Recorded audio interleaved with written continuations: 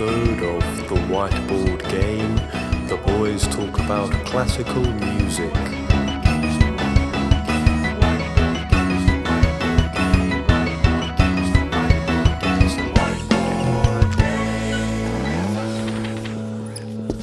Hello!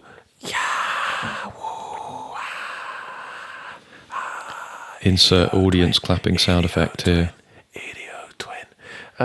Yes, we're back again. The boys are back in town, in our town, not in yours. We don't know where you live. That would be strange. I am Frederick. I'm Chris. He's Chris. We're back with another edition of the Whiteboard Game podcast. I believe this is episode 5 of this second series now. Yes. Yeah. Last time out, we did a game of... Oh, that level's quite high. I'm going to back away a bit. Last time out, we did a game of instrumental music, primarily from the 1900s and this century as well. And we thought, you know what? Because we're so good, if you go back and listen to that version, the scores won't confirm that we're that good at the end of it. But we thought, we are so good and we are so cocky and confident that we know all music. Why don't we send it back even further and have this edition be a classical round? It's going to be a classical round. So all the extracts we've given to each other are classical pieces. But before we delve into that too much further, Chris, how you doing? Anything to report? I'm fine. Idiotin's been going good. We're continuing working on the music. We had a gig recently at the Spice of Life. We did. Which was very good. I think we both agreed it was one of the ones where we played our best at. I really enjoyed this most recent one. I really enjoyed it. Yeah. Other acts were nice. They had some good stuff. It was more of a chill, sort of low-key sort of night. Yeah. So, yeah, it was really nice. Looking forward to playing again. I think this time we actually have gigs that we can promote because they will be in time. Be uploaded before we actually have those gigs. So plug away. Well, try and remember what dates they are. I'm just going to get up the dates myself. We've got a couple in July currently. They are in July. And yes. One in August. We have one. So we have one in the workshop, which is the basement of a place called The Star in Shoreditch, London, on the 11th of July. I really like that space. I'm quite fond of that space. I've got no idea what kind of night it's going to be, to be honest with you. I think, did you say it sounded more of, it was going to be more of like an indie sort of night? Is that what? Possibly. That's the sort of, that's what I gauged from... I don't remember how it was sold to me, to be honest. Okay. But I just said, I was asked, what venues do you like? And I said, well, these are ones we like. Also, we're happy to do anything new as well. And speaking of new, our other one on the 26th of July, so a couple of weeks after that, is at a place called the Stag's Head, which I believe is in Hoxton. Hoxton, ooh, yes. Scary. Scary, ooh, spooky. If you value Idiotwin enough, you will risk your life to come down to Hoxton and see us play. Don't worry, we will be the safest people in Hoxton, so you can interact with us. But yeah, we got those coming up. It's always nice to have them on the calendar. I think we're in good form at the moment. So yeah, it's a good time to come to an Idiotwin gig, definitely. Working on the new stuff as well. There's already new stuff being cooked up. I think I've said this actually in every edition since we released the album. But there is new stuff being made. We do not sleep. We do not rest. Anything else to broach? I'm not sure. Well, how are you doing, I suppose? Are you good? All right. Yeah, I'm fine. Have I got anything to talk about? No, actually, because my exams for law are done. I'm waiting for a firm to come back to me and go, you seem like the kind of young budding lawyer we want. And then at that point, obviously, Idiotwin will die because we'll both become very busy and there will be never again, no more music. Idiotwin over. That is, of course, not true. Idiotwin will never die. Some things you shouldn't believe. And that was one of them. That was one of them. If you know someone who would listen to this and they would have heard that and broken down in tears and stopped listening, and gone, "Oh, my favourite band are breaking up," go and tell them it's okay and that we were just joking. All one of those people who probably broke down. One of our mothers, probably. Anyway, have we got any more to share? I don't think so. I don't think so. Okay, well, as we always do, very briefly, the way this game works is 10 extracts each, sort of between 30 seconds and a minute long. You have to guess who wrote the piece of music, what the piece of music is called, when it was written, within reason. We have a boundary. More so applicable this time round, because it's going to be the first time in a while we've given each other extracts, presumably, of music written before the 19th century, 20th century, pardon me. And in that case, you're allowed sort of a berth of 10 years either side. And then you have to guess the genre as well. This is all classical. Yeah, well, we can't guess classical for everyone. There has to be more specific. Classical. There is a difference between classical with a small c and a big C. There is indeed. Classical with a big C is a time period. Classical with a little c is just the umbrella term for music with a violin, like string section kind of thing. Shall we do it? I think so. Yeah, there's one thing I wanted to say just before we go. Back in the very early days of the Whiteboard Game, I think we had quite a few of these rounds because I don't think we've mentioned it before. It'd be nice to harken back to, but I don't think we even really talked about popular music that we liked before university. No, because in school it was all sort of classical stuff, I guess, or at least that's what we both engaged with each other with. And so I remember in those early games, it was just easiest to use those sort of music because it was the music that we talked about together. Yes. And so it's nice that, now we're sort of giving a little callback to it. And should be a fun, probably low-scoring game. It might be quite low-scoring. We'll say that's good fun. Hopefully that, you'll get a good laugh out of it nonetheless. There are, you can't quite... you don't really get very typical Beach Boys harmonies, or you can't go, oh, now that is a beach house drum loop, or now that is only a bar Tyler, the Creator, could write, or something like this. Much harder to tell who's who when it comes to classical music. But, I want to just double down on what you said. This is sort of our roots, this kind of stuff. We are, no matter how much other music we talk about, I think at our roots, or at least there is a very special part of us that will always be a classical music person. And we get to talk about it here. So let's talk about it. Who went first before? I think I guessed first before, so... You guessed first before, so I will guess first? Yeah. Very good. Okay, so... I had a redo with this one. Okay.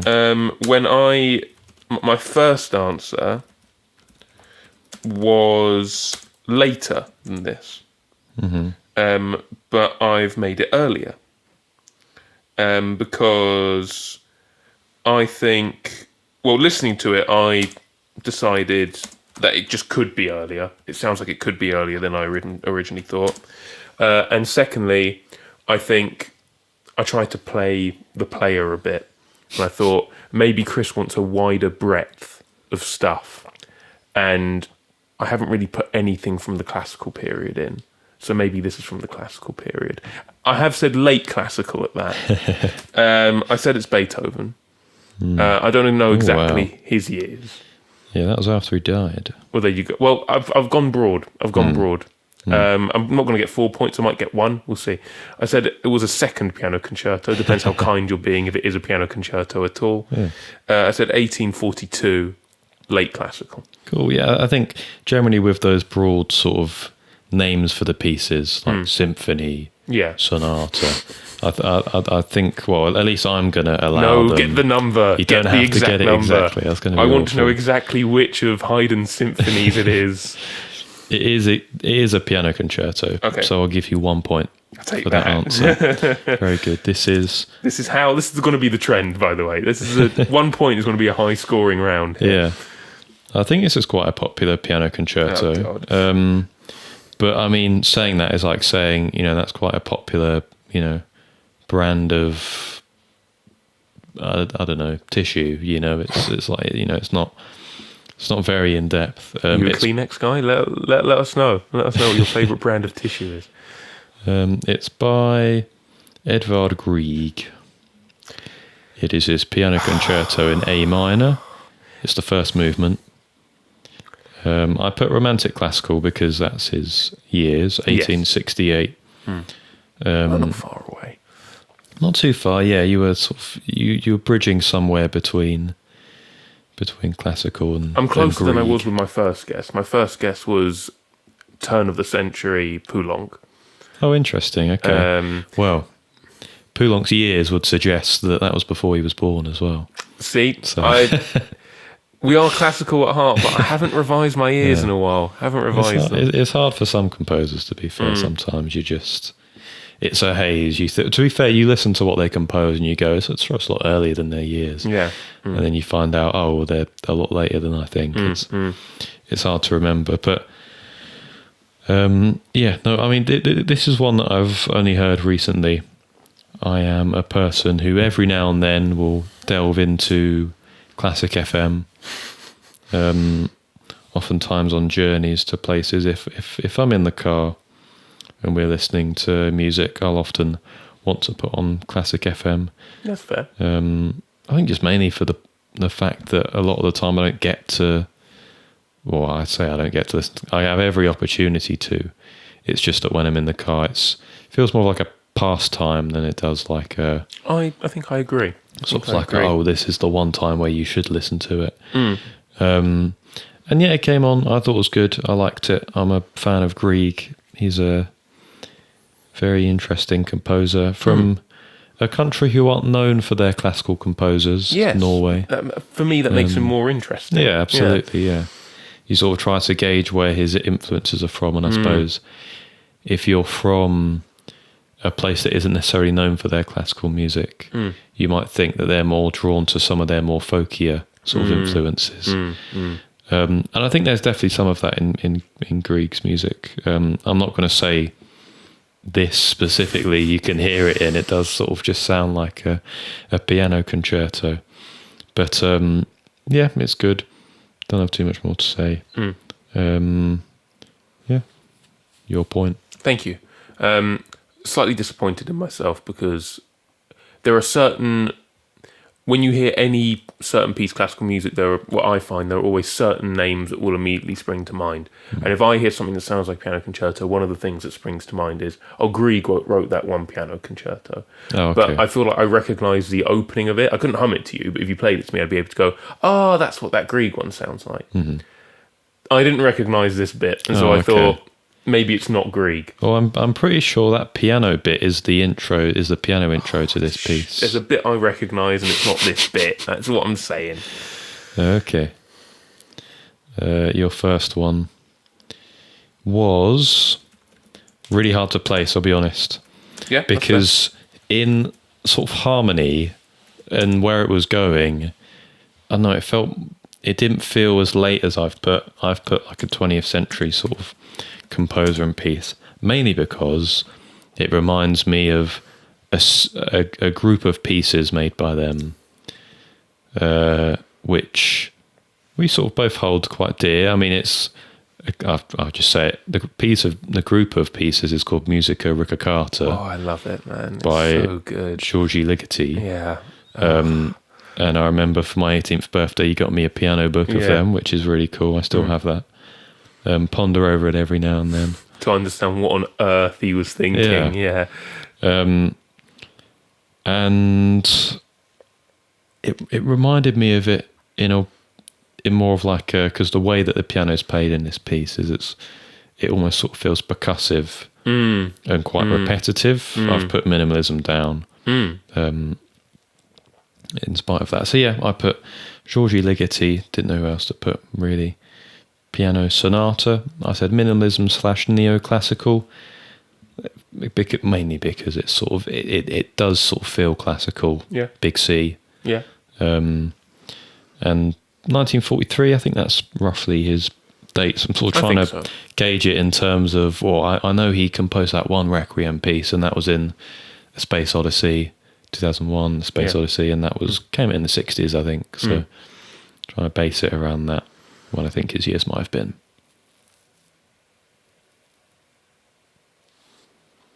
Preparing the zero. I'm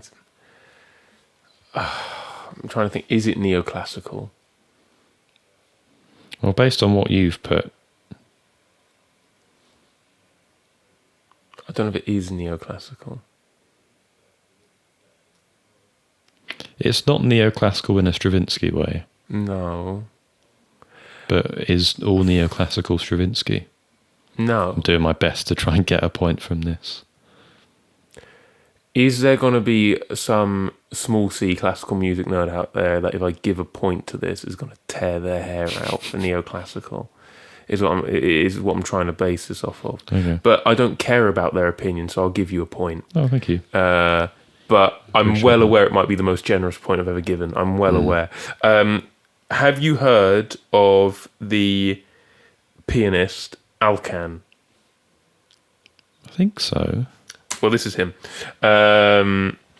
This is an etude which he didn't really write as part of his own collection. It was part of what back in the day you would consider a compilation album, like a booklet of different pianists' work. But I think this one has gone down in something of infamy. Mm-hmm. I know infamy often has negative connotations, but this is just, I think it's just referred to as etude woo, because I think that's how it's classified. Really it's weird. In A minor. Written or published, I suppose, 1840. I've said romantic just because early romantic, that's kind of the time period. Those are the years, known to be quite virtuosic. I think revered by people such as Liszt and stuff. But one of the names that is slightly more forgotten. I think there's a community on social media and classical music circles that wants him to be much less forgotten than he is and champions him quite a lot. I have put this in here just because a video got recommended to me of this piece is crazy kind of thing, and someone breaking it down. And I think their whole argument was, for the time period, if someone wrote an etude, it would be quite technical and there'd be quite, you think of Chopin and you think of the sort of meandering scalic lines and stuff. This is incredibly chordal. Yeah. It's just, as you say, quite percussive chords going dun dun dun dun dun. It sounds like, a lot of people say it sounds like video game music, almost. But the point this person made in the video was as well that despite these incredibly fast chord changes, which is why it's an etude, why it's so difficult, he still somehow manages to craft a upper melody out of it. And it was a sign for a lot of people of, yo, who is this guy? This guy's really good. Well, I've never heard of this guy before. Why is he in this random compilation? Who is this guy? It's good. I don't have anything else to say about that. I've never gone any further with Alkan than discovering this one random YouTube video. I know he exists. I know a lot of people think he's pretty good, but this is the only piece I currently know of his. I will give you the 1 point. Thank you. And we will move on. Yeah, the more I look at that point, the more I think, you shouldn't have given me that. Too late now. It's been given. Thank you. I can see what you mean, though. It is very ahead of its time and very sort of odd, which is cool. Look, the more I think about it, the more I shouldn't have given you the point as well, but I'm giving it to you now. And so I expect kindness in turn. Again, this is my answer for your second one. It's a guess I'm proud of. It's a whole mix of names and years and stuff. But I don't necessarily think it's correct. I'm just proud of it. For me, it sounded French. And I tried to think of which Frenchman it could be. And I'm proud of it because I haven't gone mainstream. I've gone for Dukas. Or Dukas. I said it was called Printemps, as in Printemps is spring, isn't it? I think so, yeah. Yeah. Right, spring. Yeah. I said 1890, doubt those are within his years. Might be. I said impressionist / late romantic.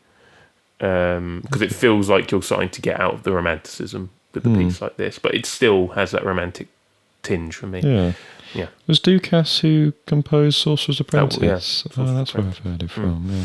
See, it sounded like it could be written by the guy who wrote Sorcerer's Apprentice, which is why I put his name. I see what you mean. Yeah. I'll give you 2 points for that. Boy, done well. Okay. You've got a year point. Do you know that is insane. You're 1 year out, actually. What? Look, very, guys, very impressive. Let this be a lesson that we make a lot of jokes about how we're not going to get many points. The whiteboard game does work. You do learn things. It's Dvorak. Nice. Antonin Dvorak. It's his 8th symphony, not his 9th one. His 9th one is the New World one that everyone the famous raves one. about. Yeah, it's the second movement from his 8th symphony. Cool. I gave you late romantic. That's okay. Thank you. Very descriptive of Dvorak, I think. Okay, nice. Cool. I was put Bohemian folk in there mainly because of the harmony in some bits. Nice. And that is also a term that came up when I looked up what genre it was. And 1889, a bit similar to Grieg in that I think he's from modern day Czechia. Yes. And so, as would have then been Bohemia, in that he's sort of from a nation that's not necessarily as known for their classical composers, but and I mentioned with Grieg, when you get that, you sort of expect more of an emphasis on some of their folkier sort of sides, and I think you get that in droves with Dvorak, especially in this bit, this specific bit that I've chosen, the chord shift, which I'm not sure what chord shift it is. It might be... This is the one where I said the harmony was really nice. Yeah. It suddenly goes a bit dark and minor. It might be a minor 4 chord. It feels like a minor 4. But it is very nice, and the melody as well that goes with it is, it's not really classical whatsoever. It's definitely more sort of folky. I feel like I'm watching Indiana Jones. It's quite weird. But yeah, I played this piece at university in the university I orchestra. recognised. Yeah, when you said that's why I used it. I enjoyed my time in the university orchestra. There was one thing that always made me. I've told other people about this, and they don't totally agree with me. When I say that the university orchestra wasn't so much a university orchestra, it felt like a local orchestra. Well, I think you've told me before that you had people outside the university. Lots of people outside of the university asked to come and play, partially because, I guess the time that we were at university, it was sort of the COVID sort of years, wasn't it? And so they weren't necessarily able to get university players, and there wasn't as much of a plethora of them, I suppose. Okay.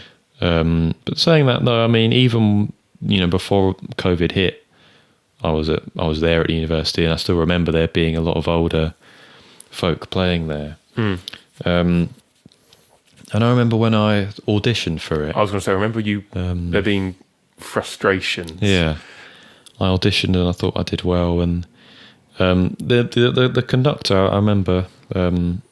He was very nice, and he's a very nice man. Bit of slightly eccentric, but in like a in a sort of subtle way. It was nice. I liked him, but yeah, he said that they've already got 2 oboists, and I thought, oh, okay, that's fine. That is fine. It's what it is. Yeah.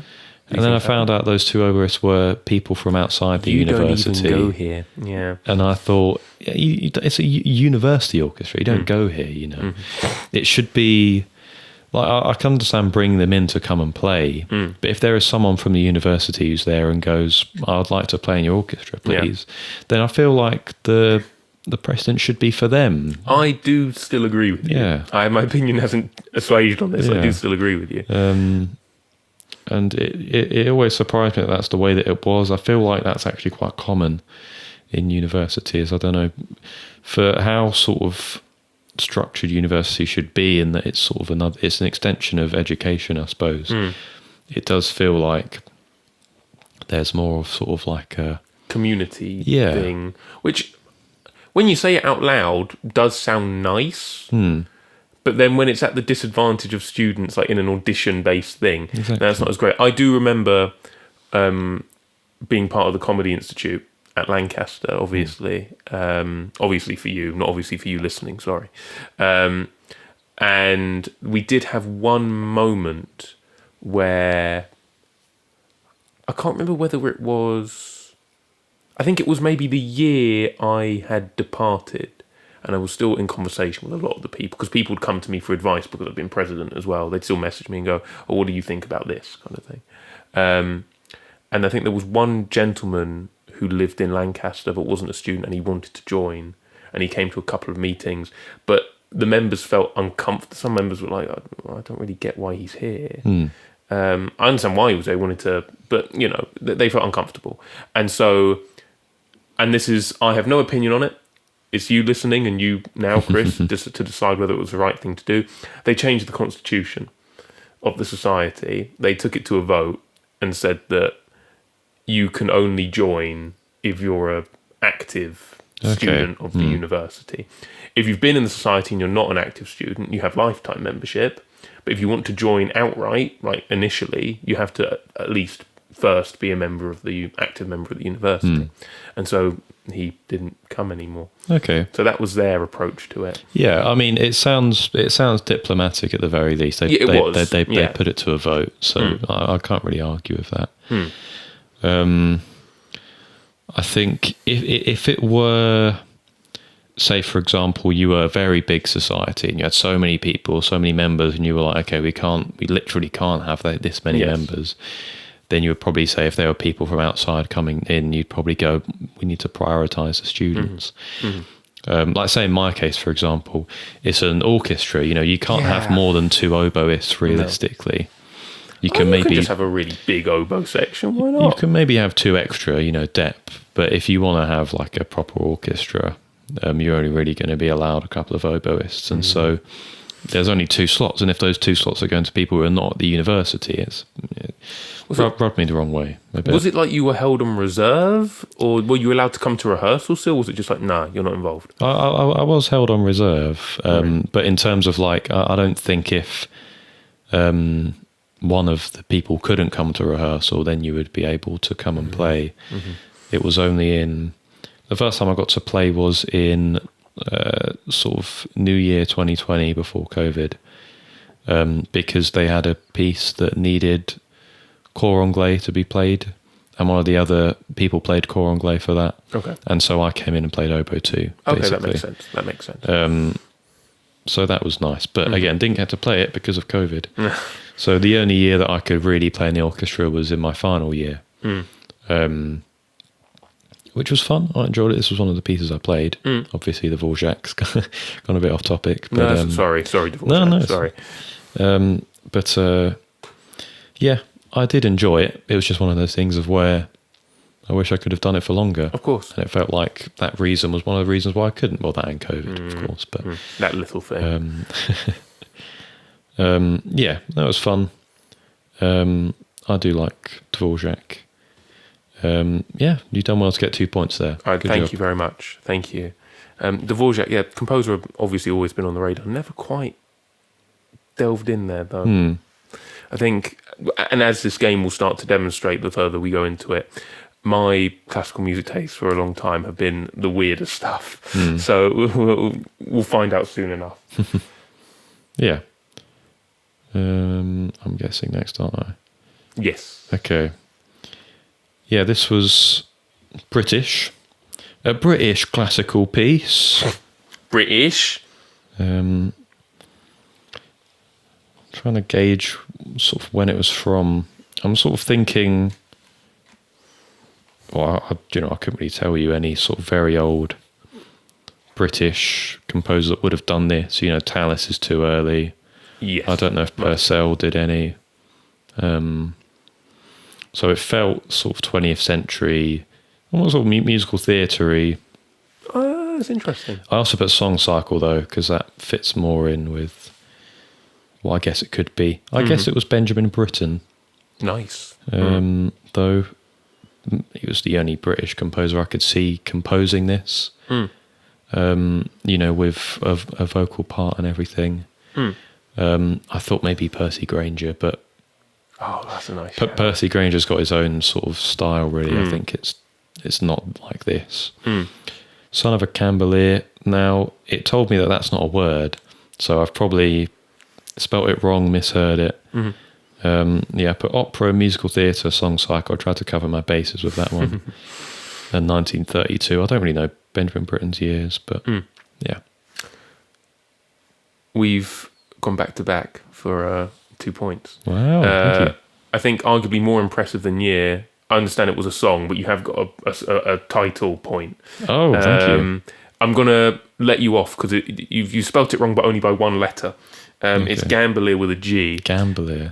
Not that I should have looked that up in preparation for this game. I don't know what it is. The main thing, though, that you will realise, I've given you a point for song cycle. Oh, thank you. That's the closest to what this is from.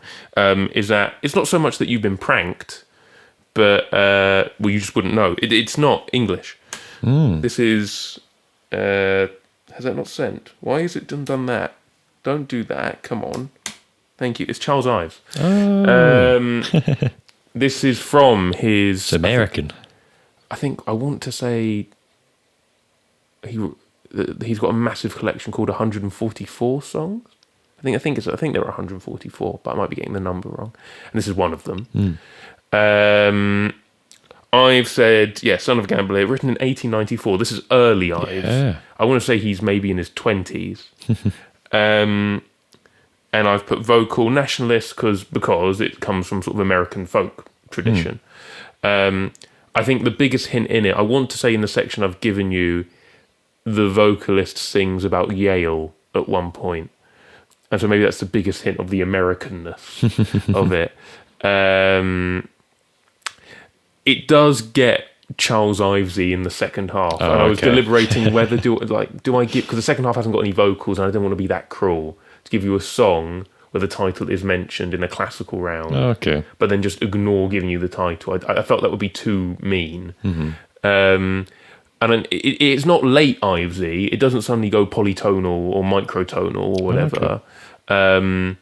But he does add in a chorus that starts to feel a bit like you start to go, really, bruh?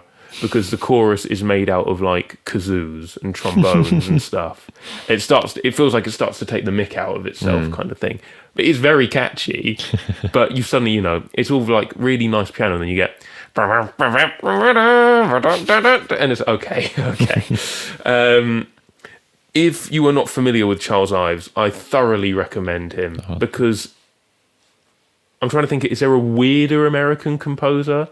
There are perhaps more famous and more maybe traditionally pleasing to the ear American composers. Shout out Aaron Copland. Yeah, what guy? But I don't know if there's a stranger American composer. He definitely has his own sort of aesthetic, Charles Ives. Take however long it is, 5-6 minutes, to sit down with the Unanswered Question. An Unanswered Question. Is it An Unanswered Question? Or Central Park in the Dark. Central Park in the Dark is what I was thinking. Sit down with those two and just go, what? It's like sampling Central Park in the Dark, but with an orchestra. It's just so odd in the most brilliant way, in my opinion.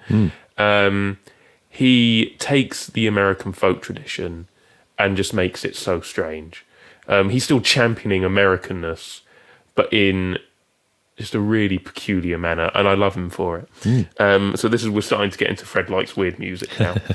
Charles Ives, don't forget the Ives man. Respect the Ives man. 2 points. Thank you, Yeah, very cool composer. Very cool, I think. Your third one. Now, I've heard a piece by this composer before where I think they do champion the instrument I think it is.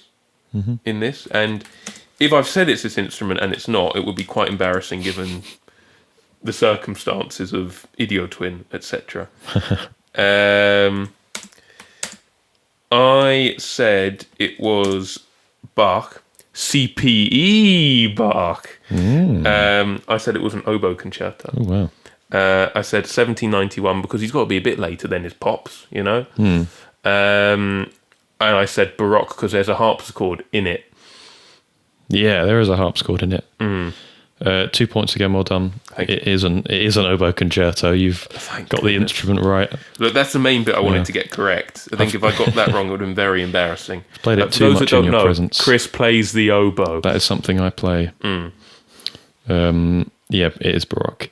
It is by, now this is interesting because when I looked it up, it's actually quite contested who it's by. Oh, interesting. It's not confirmed. Okay. But it's highly believed to be by someone called Alessandro Marcello. Oh, nice. Cool. It is his Oboe Concerto in D minor, the first movement. Baroque classical 1717. Much earlier. Early 1700s Baroque sort of stuff. So people don't know if it's by Alessandro Marcello or his brother Benedetto Marcello. Did they hate each other? Or I think they just both composed stuff, and like it's so old that it's hard to ascribe it to either. Okay, that's fair. Basically, I mean, I say so old, 1717. You know, that's not. You know, a few years later, Mozart was kicking about, wasn't he? Yeah. So, how good were records kept back then, anyway? You know. This is sort of my go-to oboe piece to play for like auditions and stuff. Nice. I think every audition I remember doing for a while, I've played this. Not always to the delight of the listeners, though, because I think I used to go to like a music trust, basically, for young people. And I'd obviously played it quite a few times for auditions. Yeah. And I think after maybe 2 or 3 times, they'd gone, is it worth playing another piece this time, Chris? But I really liked this piece and I was really good at it. And I thought, you know, there's a lot of technically difficult stuff in this piece and I can pull it off. I know I can. And being able to show that, I think it's a good demonstration of what I can do, even if I am playing the same piece multiple times. Well, that's what musicians do. They play the same piece multiple times. Yeah. You know. Practice makes perfect, isn't it? I'm showing you what I can do once I've practiced this piece a lot of times. And you're testing me on my sight reading anyway, because you're going to give me a bit of sight reading afterwards. There's no point in playing it, you know. That's my logic. Stop moaning. On the sheet music for this, interestingly, it says it's by Benedetto Marcello. Oh, okay. And it says it's edited by someone called Bonelli. And I think it's sort of the sort of accents and cacciaturas and stuff that have been added, because I couldn't find a recorded version of this song that has all the like grace notes and stuff. Oh, interesting. That the sheet music I have has, basically. Which I was really trying to find that, but I couldn't, and this was the closest I could find. A lot of them aren't in D minor as well, and that is because Baroque tuning's different. Of course. In it. Yes, of course. So I think some of them you listen to it and you go, it sounds more like C minor. And I think it's because, Baroque tuning was down. It's somewhere in the about middle. That much. Yeah. But no, it's a really beautiful oboe concerto.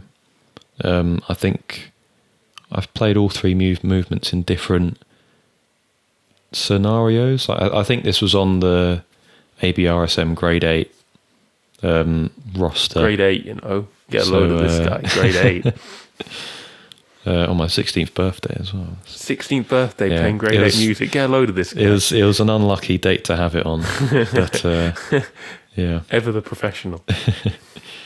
And I think you had to play all 3 pieces for it. Because in some of the lower ones they said, you can pick and choose maybe 2. Whereas in grade 8 they were like, you have to play all of them. You got to be good at all of them. I never did a grade exam for piano where they let me, like, you can skip that one if you want. I don't recall them ever saying that to me. You woodwind players, easy ride, tell me. Well, if you did, there were different boards of grade, and if you did it on one called Trinity, you didn't have to do music theory, and the graded pieces were without a doubt easier because there were grade 7 pieces on the ABRSM board that showed up in the grade 8 pieces on the Trinity board. And I'll tell you that there were some flunkers I remember who did Trinity, and I went flunkers, and I went, no, not cool, not cool. You can't do that. Just because you don't want to do music theory, stink. Come on. You get an easier ride. I never wanted to take that. Well, I did quite enjoy music theory. I like music theory. Yeah. You learn it so you can break it. That's the fun bit. Yeah. Yeah. I don't have too much more to say. It is a nice. It's very baroque. You listen to it and you go, baroque. It's very baroque. Yeah. But it is very nice, and I enjoy playing it. And I suppose, if I hadn't enjoyed playing it, I wouldn't have played it in all the auditions that I've ever done. So, yeah, 2 points. Well done. Lovely, thank you. I still remember a couple of my grade pieces. I couldn't play them to you. I wish I could. There was that Vaughan Williams one that I really enjoyed. Maybe I need to learn that again. I have to dig out the old grade books. I'm not sure if it was a graded one, but he did a Frank Bridge one. That was it graded? I think it came in at about a grade 7 or 8, and I really liked playing that. I think was it a Reverie? Was it? I think so. I think it was called Reverie. Yeah, I think for my final A-level performance, I think I did the first Gymnopédie, that Frank Bridge piece, and then a guitar duet.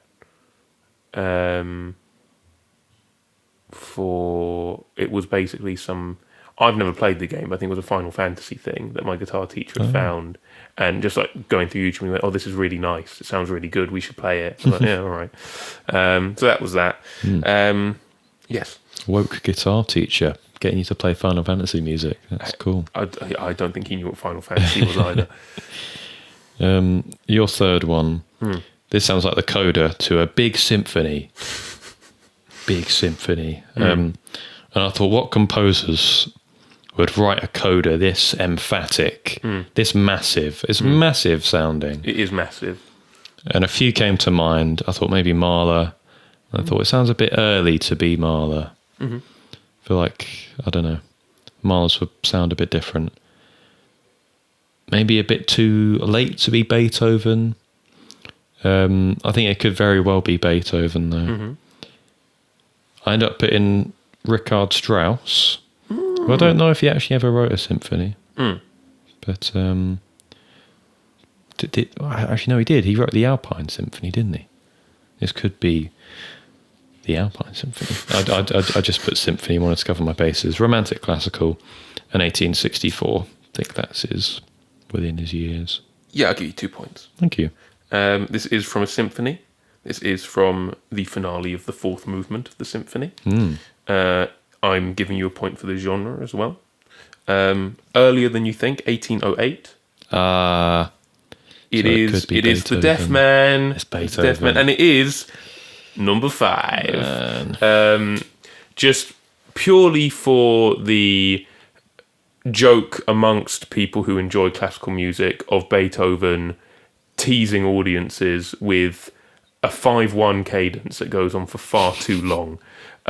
This whole extract I've given you is almost a minute, basically. The whole thing is almost a minute of him just going 5/1, 5/1, 5/1, 5/1, 5/1, 1 1 1 1 1 1 1 5/1 1 1 1 1, and then 1, but the note 1 as opposed to the chord 1. Yes, he has to finish perfectly.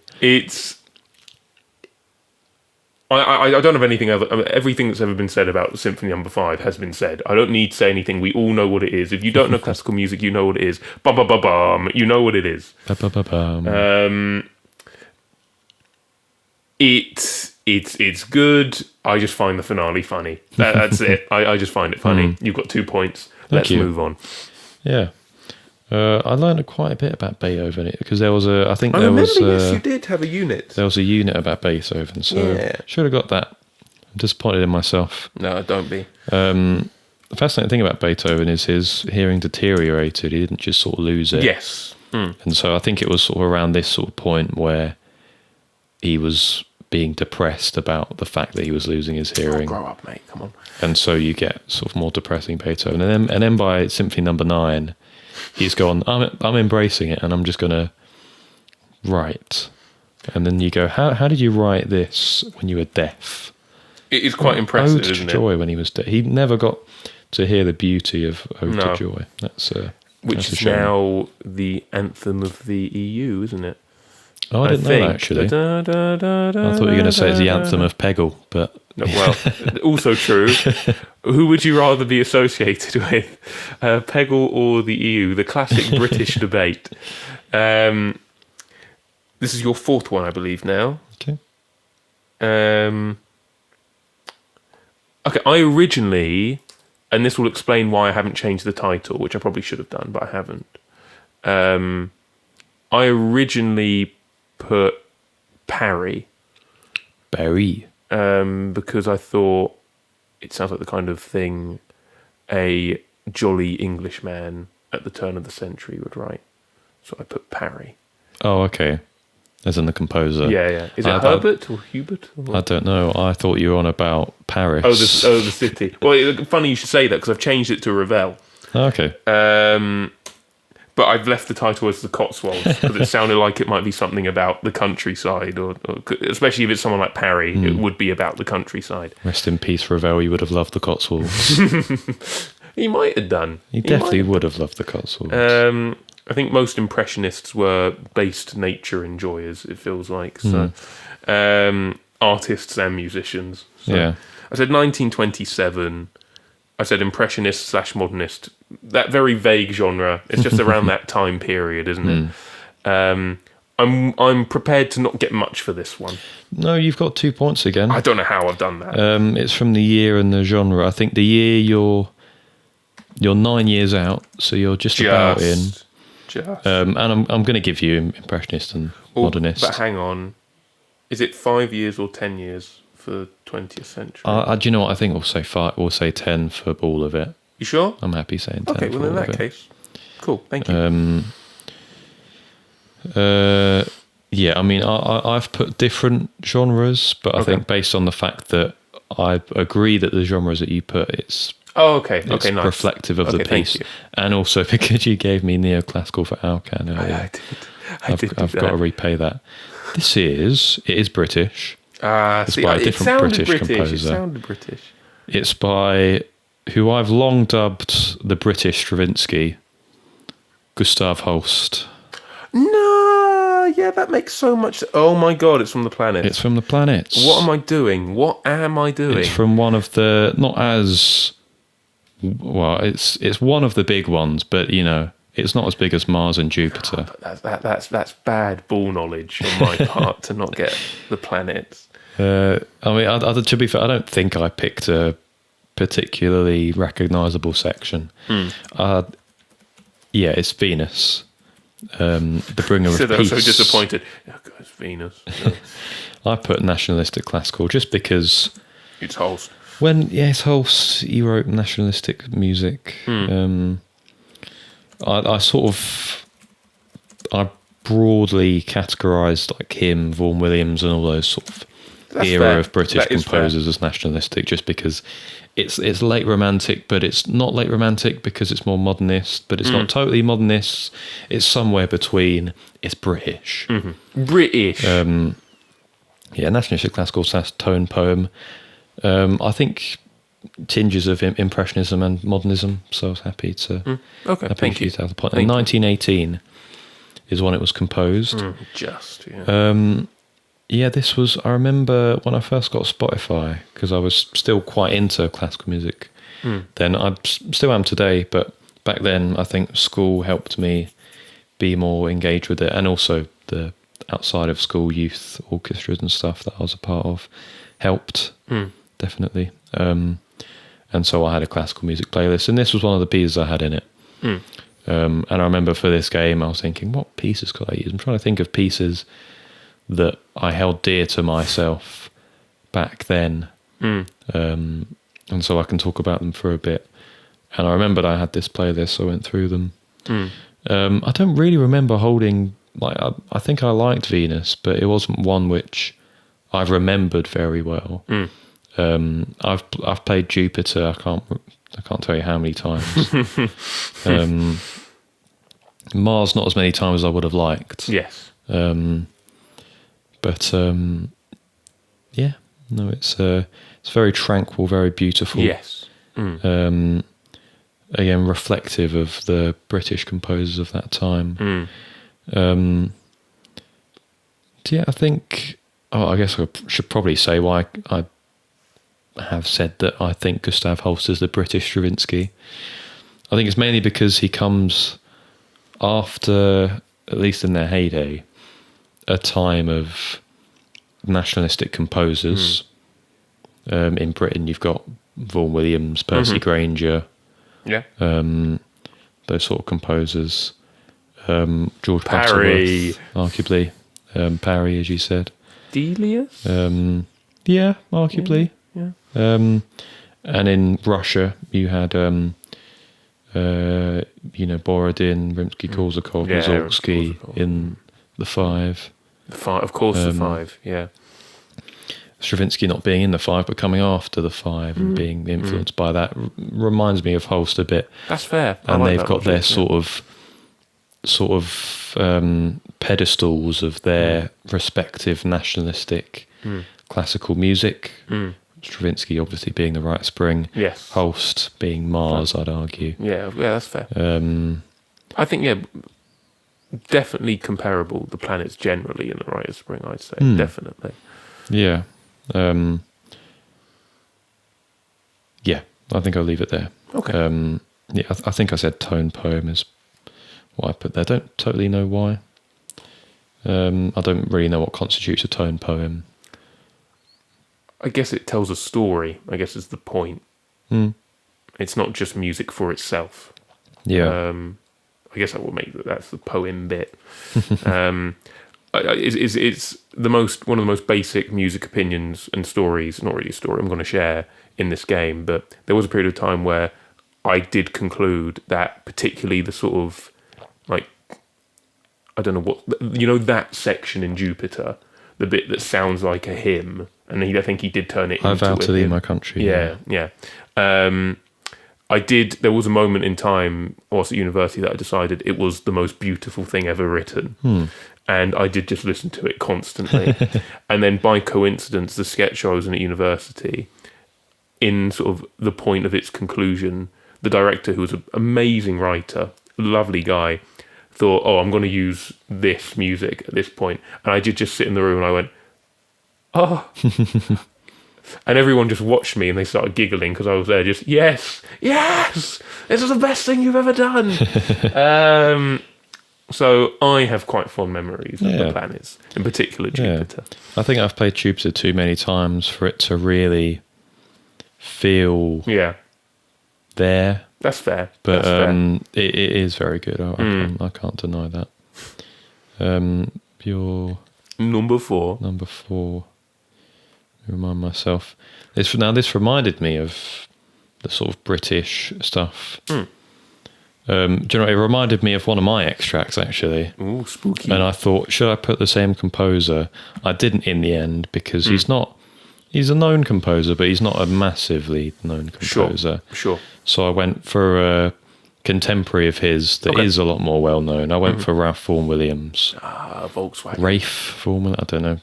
I don't know which way you pronounce it. You pronounce it Volkswagen. You do pronounce it Volkswagen. VW, guys. VW. I said Somerset Rhapsody. I didn't really know what to put there. Sure. You get into the point in classical music where these composers aren't naming it symphony, sonata, no, they just call concerto. It something. They call it something nice. I put Somerset Rhapsody, which I'm pretty sure is a piece by Holst. I think I've played that. Late Romantic Classical, 1892. Covering some sort of bases there, hopefully. I will give you 1 point. Thank you. For the genre. Cheers. Again, it's not really a prank, but you've been caught out, as I thought there was a chance you could be, by this being a piece from the early stages of a composer that we both know. And if it was from a later stage, you would much easier be able to figure out who it is. I see. Is it Schoenberg? You're very close. It's Webern. Ah. Langsamer Satz which I think is something like slow movement or something like that. I know that Langsamer is slow. It's something Langsamer. Yeah. 1905, it's a string quartet, so I put string quartet, but very much late romantic. It's at that intense romantic sound where Schoenberg particular was still using that intense, really high expression romanticism before he started to go mental. Well, not mental, he started to get very sad, is what I should say. And the infamous story, one of my favourite from that, The Rest is Noise book, this amazing, massive book that attempts to tackle the history of 20th century classical music. Steep task, does a valiant job of it. And there's a lot of time spent on Schoenberg. And one of my favourite stories is, because of course it was the second Viennese school, and Schoenberg had his two main students in Berg and Webern. And they were at a rehearsal for some Webern pieces. And he was, directing his ensemble. And this was when it was proper 12-tone stuff. Yeah.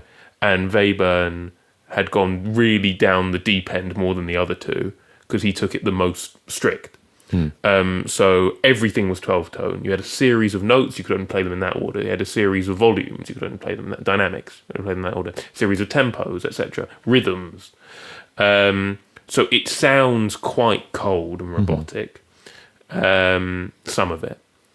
And so they were rehearsing this piece, and then they finished the rehearsal, his performers, and he said, okay, that was good. And he's quite a stern man at this point as well. He goes, but can you play it with more sexual tension? Oh, yes. And Schoenberg and Berg hear this, and they both go, so we just need to go, get a drink or whatever. We'll be back in 2 seconds. And they leave the room just so they can laugh. Yeah. And then they go back in and yeah, sorry about that, we're okay now. So Webern he became quite, the word I want to use is ascetic, quite strict with this 12-tone thing that Schoenberg pioneers. But before that, he sounds like this. And I don't think it's a shame that he goes away with it, because I actually quite like what Webern becomes. I think it's an important step in the evolution of music. But this piece is so... The first time I heard this, I thought, what? This is gorgeous. It's just, the whole thing is beautiful. It doesn't sound like him at all. And so it's one of the more interesting pieces I've ever found, because of the difference between I know what's to come next kind of thing, and how willing it seems that Webern was to go, I abandon all of this. Because he can clearly write for it, It's really pretty. It's a really pretty piece of music, and I do recommend it. 1 point for the genre. Thank you. Yeah, I was going to say, I think I've done a very similar thing with Schoenberg before, where I've used a piece that's not 12-tone, and I've just looked it up, and it was Gura Lieder. Yes, I recognise this, I've actually. used before. I recognise this a lot. And yeah, it's just supremely pretty. Yes. Still, I guess, expressionism, but before they decided, to really get the most out of expressionism, we need to abandon... harmony. Yeah, exactly. Tonality at all. I'm just typing this out. This is your 5th one we're on now. I want to say, I'm not sure if I'm misremembering the Rest is Noise book, but part of me wants to say that I think Stravinsky and Schoenberg were a bit at odds. I'm not sure. Wouldn't surprise me. I think Schoenberg was quite... Well, actually, let me change that. They were both quite arrogant men, I think. I think they both thought they were the next genius in music history, which probably in some ways they both were. But I think... deny it. I think Stravinsky didn't always entirely agree with the 12-tone stuff, but then Schoenberg... I don't know. I might be really misremembering it, but something in the back of my mind is saying they didn't get on. Okay. I thought this sounded... I think I did change this. I think, but even though I changed it, both answers were American composers. I think this sounded to me American because I was trying to place it as a nation of composers who were a bit more liberal with their use of sound and structure. I did put Copland originally. I changed it to Bernstein. Yellowstone, because there's a volcano there and it's a place of natural beauty and whatnot. Sounds like it could be talking about that. Well, music about that. 1960, I said incidental music, which for me is just a bit of a throwaway phrase of it's music about something. I said 20th century. It sounded a bit filmic, so I put film music. Okay. But I see you're grimacing. It could be a donut. I don't mind it. Well, I think still based on... I think I still need to be lenient with you. You don't need to I feel do like anything. I need to repay my debt. No, there's no debt. You do what you want. So I'll give you 20th century because I think there are tinges of that. It's your call, man. I'll give you it. Well, thank you. This is someone who I just mentioned, actually. It's Ralph Vaughan Williams. No! It is a symphony of his. I did think... I'm going to let you... I'm not going to interrupt you, I'm sorry. But all I'll say is what you're about to say, I did have a quite strong feeling it could be from this. I don't know why I didn't put it. I think there's probably 2 or 3 that I used back in the day, and Yes, I think this was one of them. Times, I think. I've used a couple of movements from this. One of them being this movement, the other one being the third movement, which is a scherzo. This is his second symphony, dubbed a London Symphony. Very cool. It does just sound like the city, man. It just sounds like it. There are parts which does feel like that, and it's sort of gargantuan. That's a good word. Yeah. This is his first movement. I put nationalistic classical because it feels nationalistic. There's parts that feel very sort of marchy, if that makes sense. I didn't use that bit because I wanted to use this bit where it's sort of you get the marchy bit and then it sort of goes out and then it feels like it's building up again, and then you get the crash and it's all sort of not really tonal and very sort of clashy, and it's beautiful. 1914. Like the volcano at Yellowstone. 1914. That's when he composed it. I feel like Ralph Vaughan Williams is one of those sort of shoe-in composers for your favourite composer, really. He always gets... do you know, I don't think he got it this year. I think Rachmaninoff got it, didn't he? But, well, it's always one of the two. I've stopped doing that, man. It's just...